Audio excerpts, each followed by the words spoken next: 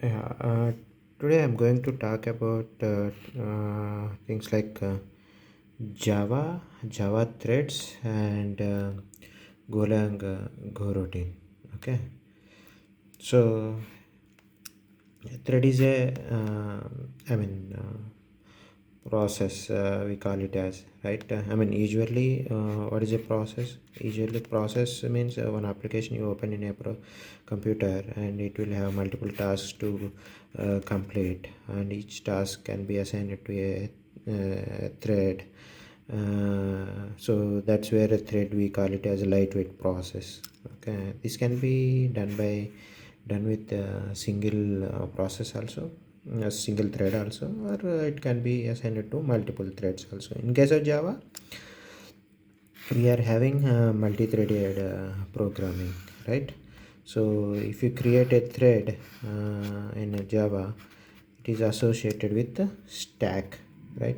The stack needs a memory, right? The stack stores all the callers, multiple levels of method callings and all will be stored, and local variables also stored, like that, right? Each thread is associated with one state, as such, right. CPU state. Why do we need this state? Whenever this thread is executing, what OS thread will do, OS thread executes till at some point, and it will leave this and move to the other thread, and it will execute the other thread. This is a context switching, right.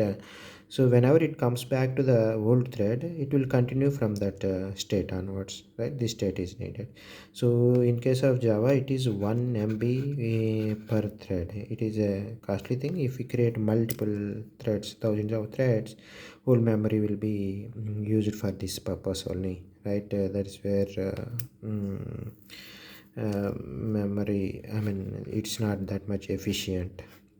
Right, and context switching also. Suppose in case of Java, each thread is associated with one-to-one mapping with the OS thread.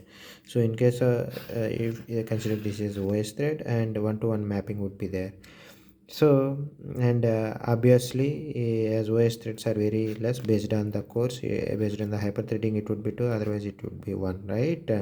So there would be a context switching. More context switching will happen in case of Java, because it will allocate some time here. Scheduling, whole scheduling will be done by the OS scheduling. Okay, so everything is maintained at the kernel level.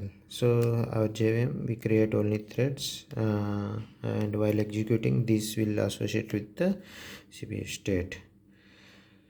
Now Java came up with the concept of virtual threads in Java 19. We'll come to that.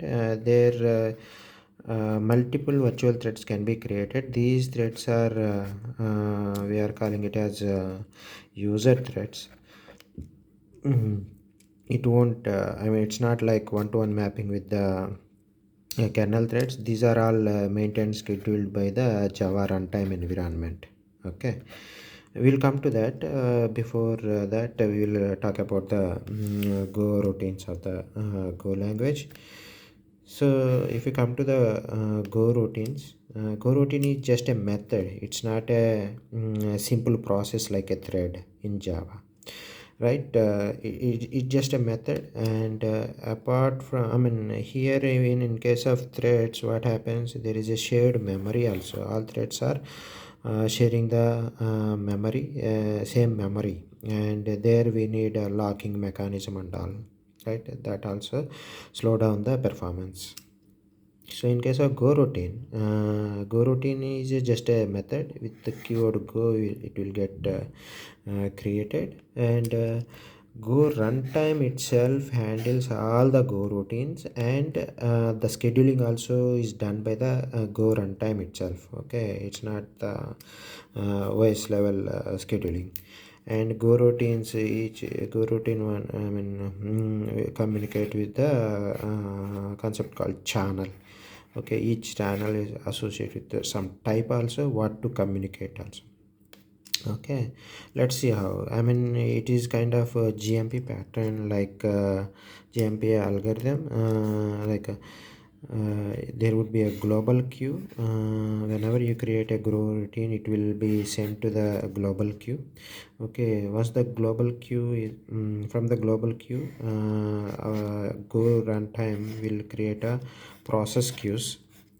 These process queues, it will be filled up with go routines, and these go routines can be a related go routines and all. One go routine may create another go routine will fall under the same process queue.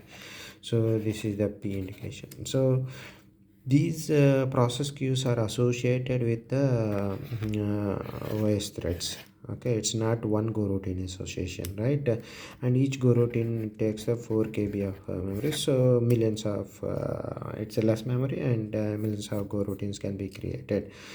And underlying cores, CPU cores will be used, right? Similar to the same concept of cores, hyperthreading 2 threads and normal 1 thread. So in the go routines, whenever there is a OS thread got blocked, it will kill that, and runtime will try to create the OS thread newly. And if there are multiple go routines are there, and if all the go routines completed, and these what will happen, it may jump to the other process queue and will share the workload, kind of. So all these things will be maintained at Go runtime itself. That's where Go is a bit faster than Java, right? And these processes are configurable with the GoMax process. Okay, it's at application level. Okay, that's the concept at Go level. Java is also coming up with virtual threads. Virtual threads are same as Go routines in the Go. It is introduced in the Java 19. It would also have the same kind of concept, maintained and scheduled at the JVM level itself. It's not going for the OS schedule. That's all. Thank you.